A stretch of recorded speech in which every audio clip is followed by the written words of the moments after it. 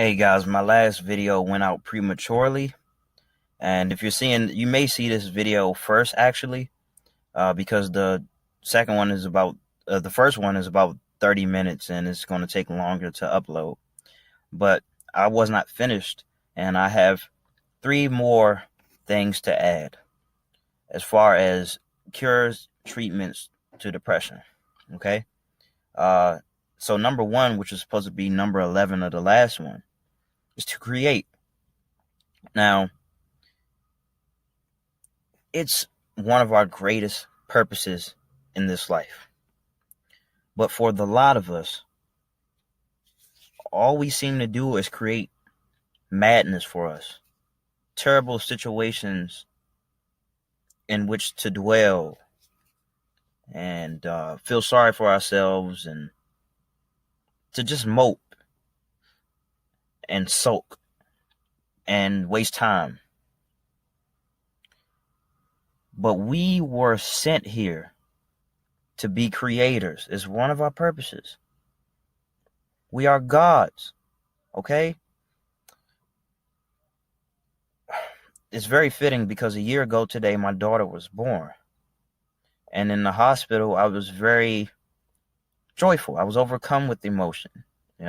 There was definitely some tears, a lot of shock, but a lot of joy.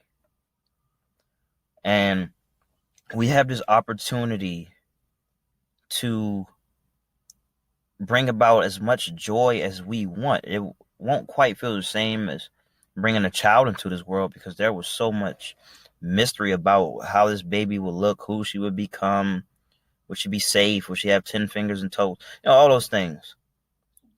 But we have smaller opportunities to have that amount of joy. And we can get that through creating, through throwing ourselves into our music, our writings, our videos, our podcasts. That's where our joy is going to come from. So at the end of our lives, looking back, we don't have a list of what ifs and regrets and the things that we should have done. We don't have to look back at our lives with emptiness. And it doesn't have to be attached to the accomplishments of our children or just having children. It can be tied to the seeds that we planted, which is what we're doing. We plant seeds, and other people can reap the benefits of them. That's why I'm putting this video out, and the last video, or the video that's coming next, and all the videos, and so other people can benefit from it. And I'll always be able to look back at the things I put out there, the books as well, and the music, and everything. I'll always be able to look back at it and say, well, I did something worth doing. I did something. I created. And I created a lot.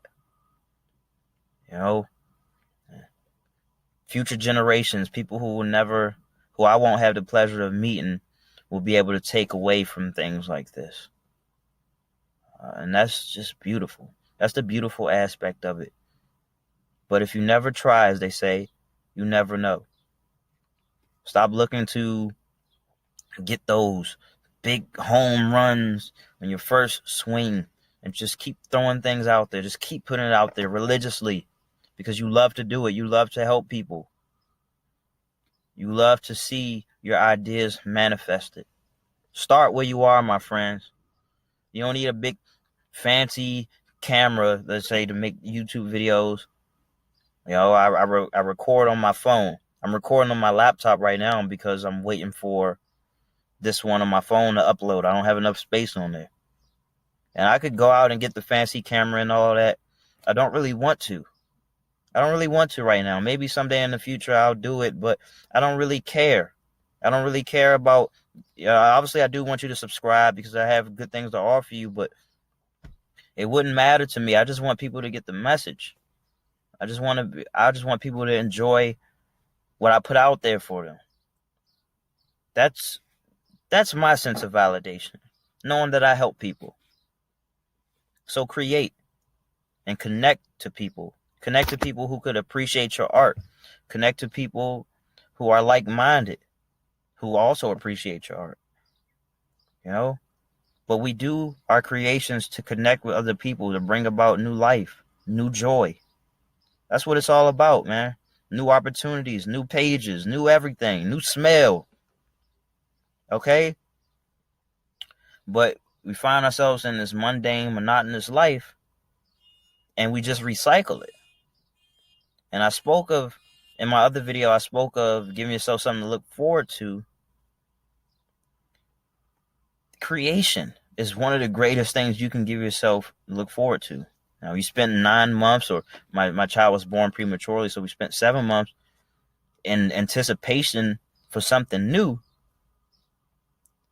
Goes to show the power of creation.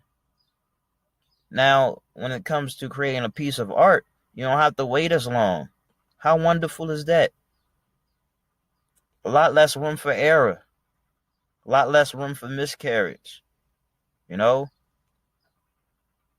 And if I could keep the analogy going, we often abort our art before it even has an ounce of life. It never really gets past the semen phase, or whatever. We put plan Bs on it.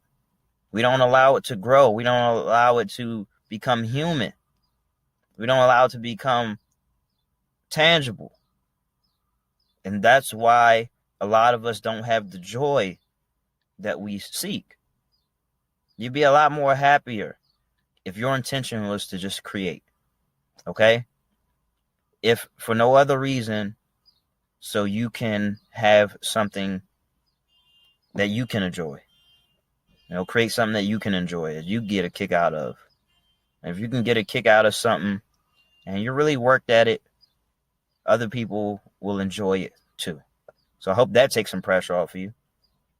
Number 2, selflessness. It's kind of tied to my first thing, but not quite.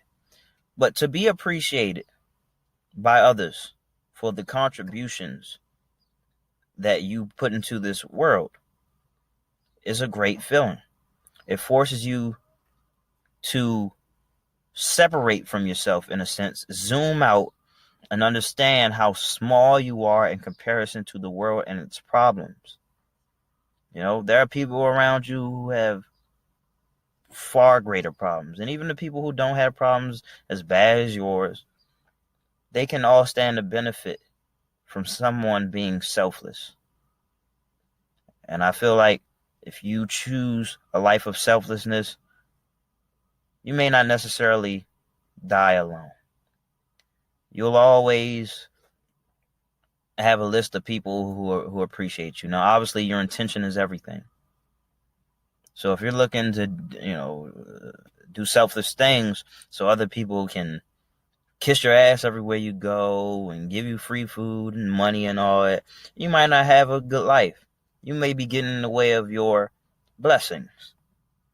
Okay, so it's very important that when you do things for the kindness, when you do things out of the kindness of your heart, that's what it is. It's out of the kindness of your heart, just because you want to see other people happy, and there's no strings attached. And people will really appreciate you for that, and they can tell.